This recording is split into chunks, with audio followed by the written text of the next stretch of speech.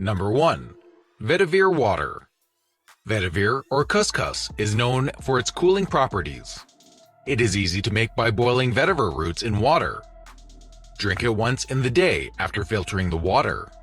This detox water is perfect for weight loss, nerve relaxation, and treating insomnia. It is great for the skin and liver too.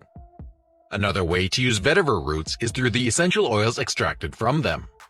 This has antiseptic benefits, and when used on skin and hair, can cleanse, nourish, and heal. Number 2. Coriander water. Coriander stimulates digestive enzymes and juices, which are known to enhance our digestive system. It is a good source of fiber too.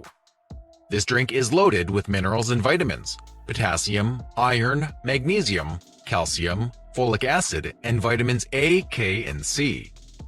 Boil water with 1 tablespoon of coriander seeds in it. Bring to a boil, turn off the heat, and let it cool down overnight. Filter the water the next morning and your coriander water is ready.